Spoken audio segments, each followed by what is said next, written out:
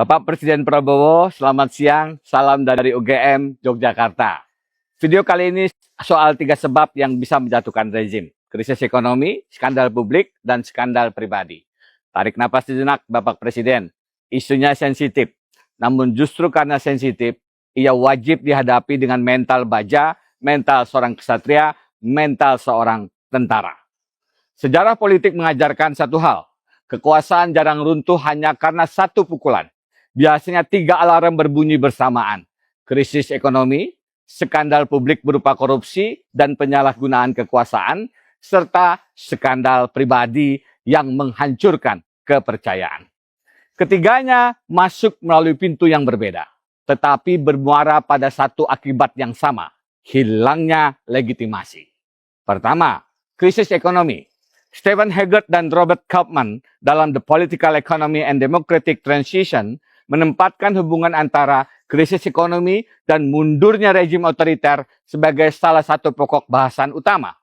Pesannya terang, ketika ekonomi memburuk, ruang manuver penguasa menyempit, ketidakpuasan rakyat membesar, elit mulai terbelah. Dan perubahan rezim dapat bergerak jauh lebih cepat. Orde Baru jatuh pada 98 dengan krisis moneter sebagai salah satu pemicu utamanya. Rupiah merosot dari sekitar Rp2.450 per dolar Amerika Serikat menjadi belasan ribu rupiah. Utang luar negeri swasta membengkak, harga-harga melonjak, pengangguran meningkat. Kini rupiah kembali bergerak di sekitar Rp18.000 per dolar Amerika Serikat dan terus merangkak naik. Nilai tukar memang bukan satu-satunya ukuran krisis, tetapi ketika tekanan ekonomi berpadu dengan korupsi, kolusi, dan nepotisme yang merasuk ke berbagai lini, kepercayaan publik bukan hanya makin langka, tapi perlahan tapi pasti menghilang. Kedua, skandal publik. Akar masalahnya telah berulang kali saya tulis, korupsi. Korupsi bukan sekedar pencurian uang negara. Korupsi adalah pembajakan kewenangan publik untuk kepentingan pribadi, oligarki, dan sang haji. Modusnya menjelma dalam berbagai dugaan praktik mafia. Yang paling merusak adalah mafia peradilan.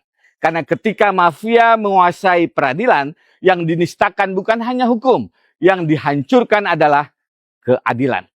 Lalu korupsi merambah ke segala penjuru. Mafia minyak, mafia pajak, mafia narkoba, mafia tanah, mafia jabatan, dan bermacam mafia lainnya. Sejak 2008, saya telah memperingatkan bahaya itu melalui buku Negeri Para Mafioso. Sebuah rejim tidak selalu jatuh ketika korupsi pertama kali terjadi. Rejim mulai kehilangan pijakan ketika korupsi dianggap biasa, ketika penegakan hukum menjadi pilih kasih, ketika kekuasaan justru melindungi dugaan korupsi orang-orangnya sendiri. Pada titik itu, korupsi tidak lagi berada di pinggir kekuasaan. Korupsi telah masuk ke tulang sumsum, menyusup ke aliran darah, lalu mencengkram jantung kekuasaan.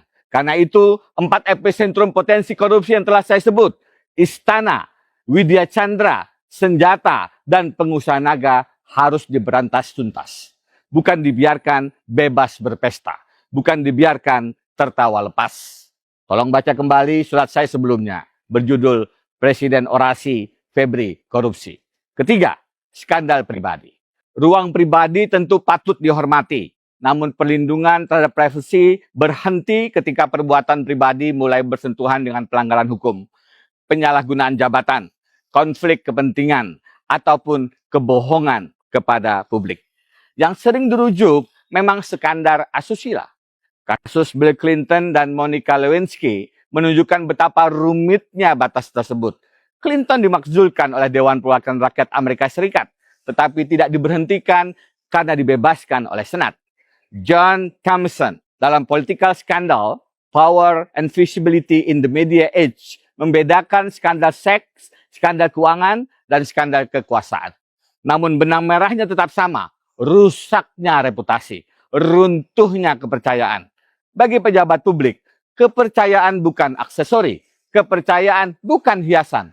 Kepercayaan adalah modal utama kekuasaan. Saya berpandangan, skandal private tidak boleh otomatis menjadi alasan pemberhentian. Namun, Apabila terbukti melalui proses hukum yang adil, konsekuensi hukum politiknya harus tegas. Dalam masyarakat yang menjunjung tinggi agama dan kesusilaan, seorang pemimpin tidak patut menuntut moralitas dari rakyat, tetapi memberikan pengecualian kepada dirinya sendiri ataupun kepada lingkarannya. Dalam konteks itulah, unggahan Bapak Amin Rais yang melontarkan dugaan adanya skandal private di lingkaran istana seharusnya dijawab secara serius dan berbasis fakta. Saya sama sekali tidak menyatakan bahwa dugaan tersebut pasti benar ataupun berdasar. Justru karena tuduhannya serius, ia tidak boleh dibiarkan menggantung. Harus diklarifikasi, harus dibuktikan, atau harus dibantah melalui saluran komunikasi yang tepat. Bukan dengan membredelnya, bukan memberangusnya. Ketika berhadapan dengan isu asusila yang panas, diam sama sekali bukan emas. Sebab kekosongan informasi akan segera diisi oleh spekulasi. Dan spekulasi yang dibiarkan liar dapat berlari jauh lebih cepat daripada fakta. Bapak Presiden, 3 alarm tersebut sama sekali tidak cukup dijawab dengan pidato. Ekonomi harus dipulihkan dengan kebijakan yang kredibel. Korupsi harus ditindak tanpa pandang bulu, kawan, ataupun lawan. Skandal pribadi harus dihadapi dengan kejujuran, keteladanan, dan proses hukum yang adil.